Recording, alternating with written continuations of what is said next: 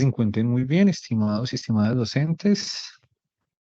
Hoy vamos a iniciar con la tercera sesión de este curso de formación docente. La idea es que podamos darle una continuidad a algunos elementos que ustedes vieron en el primer curso. Quizás no todos lo han tomado, pero aquí básicamente definimos la importancia que tiene la investigación cuantitativa. Recuerden que habíamos mirado algunos elementos a propósito de los métodos mixtos y en esa primera parte hicimos referencia a la aplicación y a la importancia de comprender los métodos cuantitativos, siendo coherentes con el planteamiento que hicimos inicialmente, donde queríamos establecer esa conexidad entre los dos paradigmas, tanto el cualitativo como el cuantitativo, pues tenemos entonces que ser muy rigurosos a la hora de hacer un planteamiento desde el diseño cuantitativo, más allá de que sea cuantitativo puro o se busque de otra parte cruzarlo para triangular información con un método de investigación cualitativo.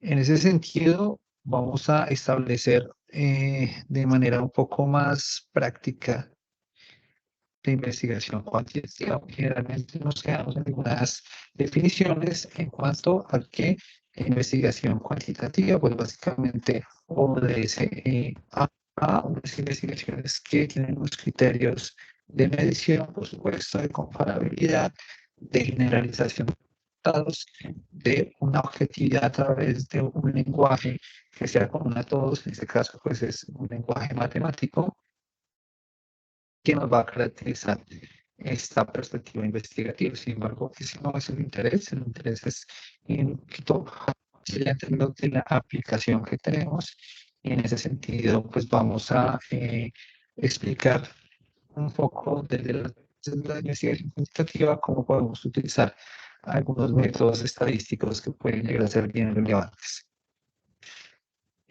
Para ello, entonces, vamos a utilizar dos programas. Uno, ustedes lo pueden descargar de una versión desactualizada, una versión trial, para poderlo trabajar, que es el SPSS, y que pues, tiene licenciamiento. Ustedes pueden adquirir la licencia, tener la última versión, y vamos también a trabajar un software que es de acceso libre, que es un poco menos robusto, pero que de igual manera tiene unas aplicaciones bien interesantes. Por supuesto, en este ejercicio pues no vamos a buscar profundizar mucho, sino más bien posicionar de manera tal que por lo menos ustedes tengan conocimiento de la interfase que se está presentando, cómo vincular los datos, cómo importar de pronto una base de datos y dar pistas de los principales elementos. Que, por supuesto, por temas de tiempo, pues no podemos profundizar, lo que nos daría para un curso completo. Entonces, lo primero es que en el análisis de datos nosotros tenemos pues algo que llamamos alcance en la investigación, y esto es bien importante porque fíjense que es lo que va a determinar hasta dónde yo llego en mi proyecto de investigación.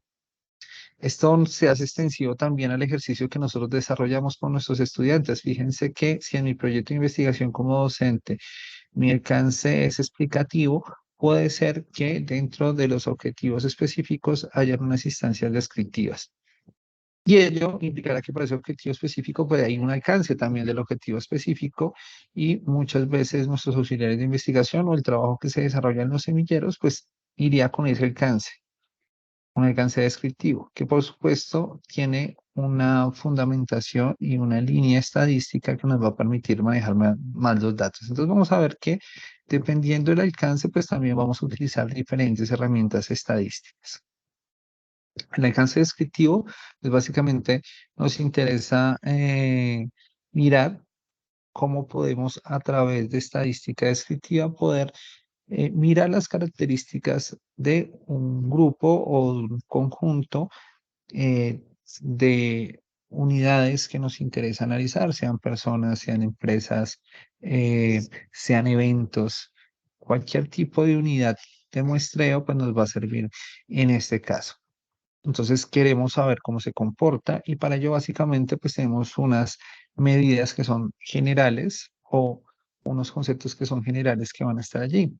Estos son, por ejemplo, la estadística descriptiva, que me va a ayudar pues bastante, Me va a ayudar también poder tener gráficos para poder presentar mi información, poder establecer frecuencias en tablas de frecuencia y poder revisar medidas de tendencia central y poder revisar medidas de dispersión. Ya pues quedará más en nuestro quehacer profundizar un poco en estos conceptos. Seguramente los conocemos, unos más que otros. Seguramente los docentes que están en el área de ingeniería pues conocen un poco más el ejercicio en términos estadísticos. A los profes de ciencias sociales quizás tuvieron una fundamentación también en estadística para ciencias sociales, quizás con menos profundidad, pero pues la idea también es como darnos la oportunidad, sobre todo en el campo de la investigación, de poder ahondar en esos temas que son claves a la hora de presentar pues un proceso. Yo voy a comenzar un poco con lo que significa pues trabajar con SPSS. Este es un programa pues que está desarrollado por Microsoft y que tiene una interfase que es muy amigable con el usuario, que nos permite a nosotros pues manejar de una forma, digamos, muy conveniente los datos y manipularlos de manera tal que los resultados que presentemos pues, presenten o estén con la mayor relevancia y eficacia posible. Entonces, en investigación cuantitativa, el SPS nos permite a nosotros, por supuesto, facilitar ese análisis estadístico, que tiene muchas herramientas, unas herramientas muy interesantes que nos van a servir desde hacer análisis en estudios clínicos, médicos, en estudios de calidad, de producción. Incluso hay un componente muy interesante que está dedicado a todo el tema de estudio de mercados, que pues, nos va a facilitar mucho el trabajo. Y tiene unos modelos que otros software no maneja. Por ejemplo, maneja todo el tema de redes neuronales, que es una metodología muy interesante para poder hacer modelos de predicción.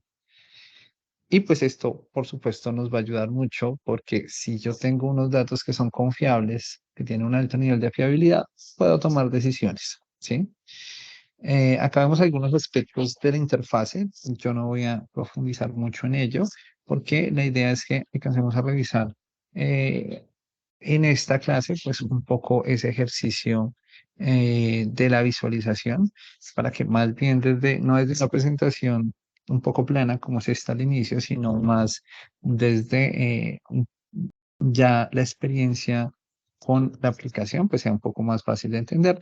Pero pues inicialmente contarles que pues manejamos varias ventanas. Digamos que cuando estamos iniciando fundamentalmente dos, hay una que también me permite programar, pero pues esa no la vamos a utilizar mucho, eh, por lo menos iniciando, ¿no? Y las otras dos ventanas harán referencia, una a la ventana de datos, se parece mucho a un Excel, y otra ventana en donde voy a poder caracterizar las variables. Creo que ese es uno de los temas los más interesantes que podemos tener, por ejemplo, frente a Excel, que también es una herramienta que me sirve para efectos estadísticos. Puedo importar diferentes tipos de bases de datos, como por ejemplo, puedo insertar un archivo que viene desde Excel en mi base de datos, simplemente la traslado o puedo copiarla directamente. Y me permite, pues por supuesto, siempre editar los datos, revisarlos y estar muy pendiente de poder entonces generar códigos a mis variables, de poder generar etiquetas a mis variables, y eso me permite poder tener una información mucho más clara de lo que estoy haciendo. Entonces,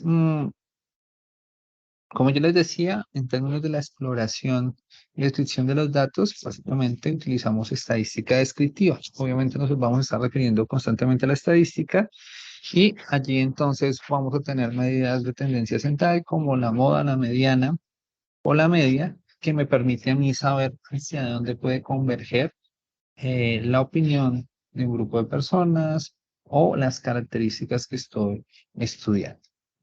No siempre vamos a tener que hay alta confiabilidad en estas medidas, por lo tanto, pues es importante mirar otro tipo de medidas como son las de dispersión para saber si los promedios realmente están diciendo algo importante sobre esa situación que yo quiero estudiar o por el contrario, los datos están tan dispersos que las medidas de tendencia central pues, no me están diciendo mucho.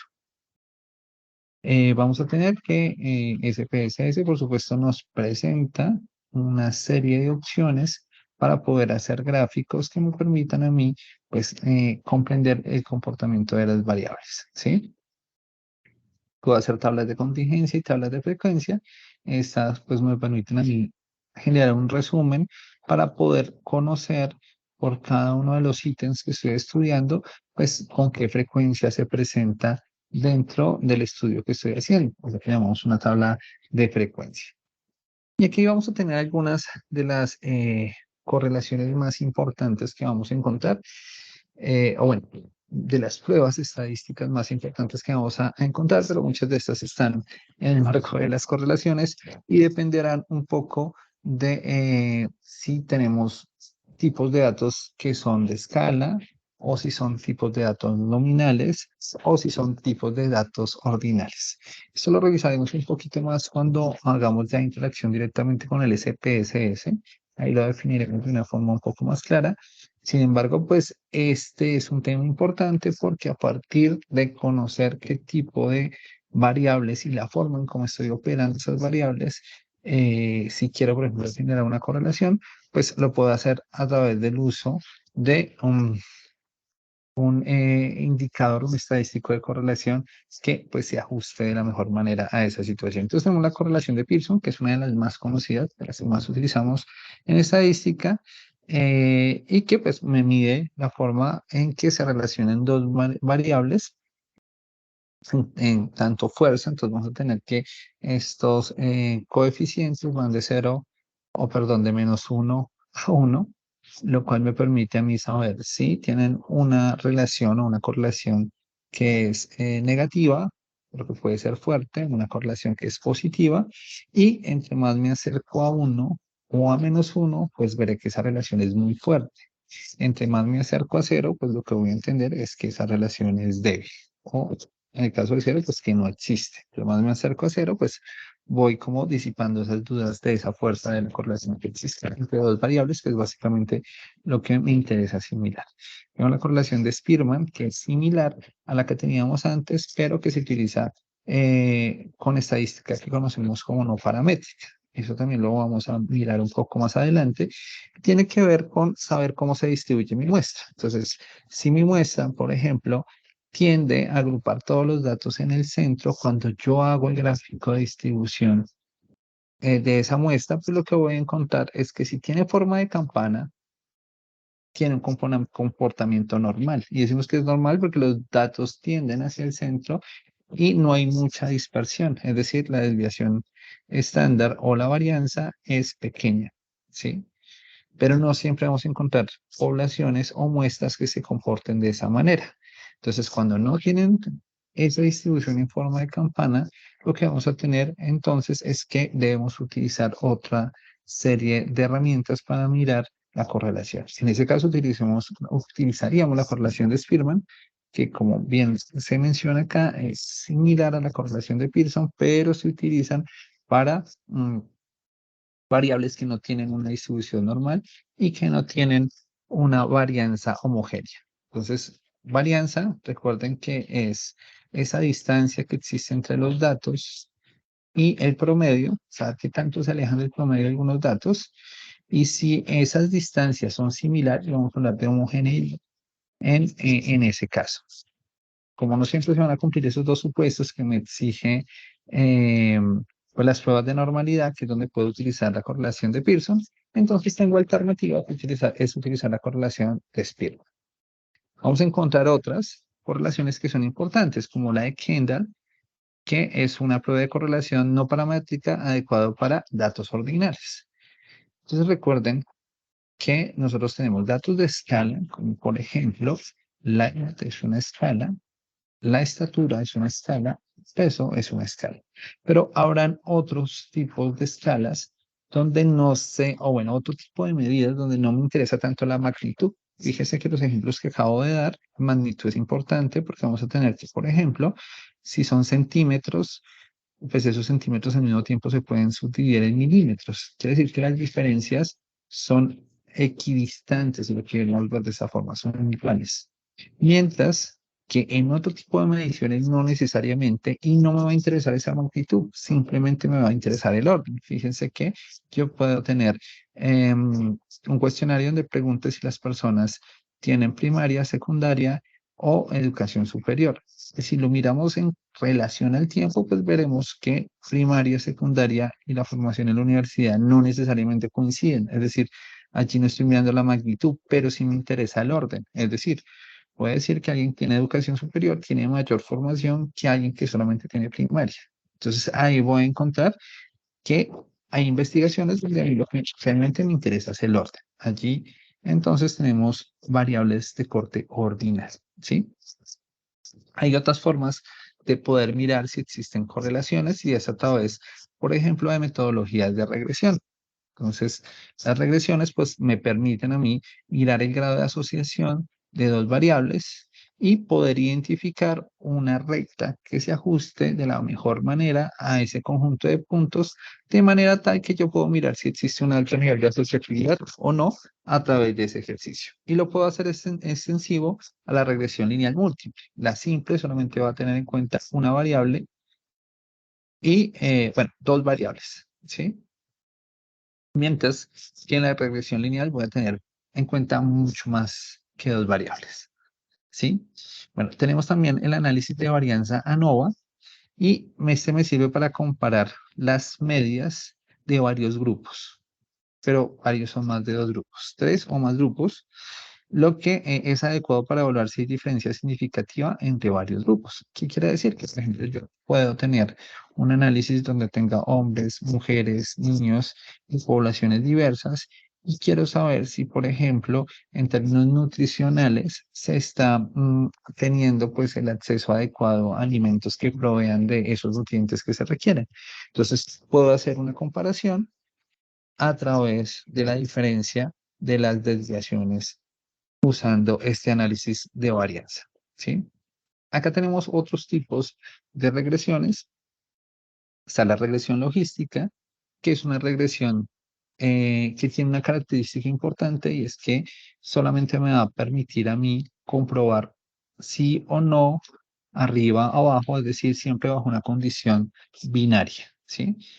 ¿Para qué me sirve? Por ejemplo, para mirar posibilidad de fracaso o de éxito, ¿sí? Entonces, a través de la probabilidad, yo lo que voy a mirar es por la probabilidad de que un estudiante, por ejemplo, pase una asignatura o la probabilidad de que la pierda. Esta es binomial, pero también la puedo hacer un poquito más extensiva al análisis de regresión logística multinomial. Es decir, hay tres opciones y entonces ya no es la probabilidad que el estudiante pierda o pase, sino que el estudiante puede perder, puede pasar o supongamos que como antiguamente pasaba, podría habilitar. Eso quiere decir que ya no tenemos solamente un par de posibilidades, sino que podemos tener múltiples posibilidades.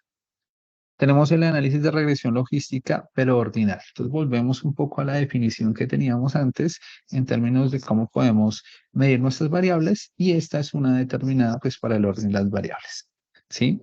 Podemos aplicar pruebas de correlación parcial y estas pruebas ayudan a controlar los efectos de la variable de confusión al evaluar la relación entre dos variables de interés. Tenemos el análisis de covarianza ANCOVA. Entonces, antes teníamos el ANOVA, que era un análisis de varianza. Acá lo que vamos es combinar ese análisis ANOVA con regresión para controlar una variable continua, una covariable, mientras se comparan diversos grupos. Y tenemos las pruebas de chi cuadrado, que son útiles para evaluar la asociación entre variables categóricas. Esas variables categóricas no las habíamos mencionado hasta el momento, pero son variables nominales. Entonces, ¿qué es una variable nominal? Es una en donde no me interesa la magnitud, no me interesa el orden, no voy a decir que una es mejor a otra, sino simplemente es una característica sobre la cual voy a tener en cuenta sobre todo la frecuencia, pero que no puedo operar de otras maneras. Un ejemplo es, por ejemplo, la religión. Si ustedes ven, pues alguien puede ser católico, cristiano, protestante, no creyente. Y para un estudio, pues yo no podría decir que un católico tiene una mayor magnitud en relación a un cristiano. Tampoco podría decir que el cristiano es mejor que el católico por orden, sino que simplemente es una característica. Sin embargo, estas características sí pueden tener un nivel de asociación. Entonces yo puedo encontrar que, por ejemplo, eh, en algún momento, si revisamos la literatura, Max Weber decía que había un alto nivel de asociación entre la comunidad protestante, particularmente los calvinistas, y su compromiso con el desarrollo del trabajo y del capitalismo. Incluso tiene un libro, pues, que hace relación a esto que les estoy mencionando. Entonces, ¿qué es lo que estoy diciendo allí? Pues que puedo hacer un análisis correlacional que tenga en cuenta variables categóricas o variables nominales. Entonces, esta es la primera parte del ejercicio. Espero pues que les haya gustado y vamos a continuar con un segundo video para que podamos revisar entonces esto ya aplicado a los software inicialmente mencionados.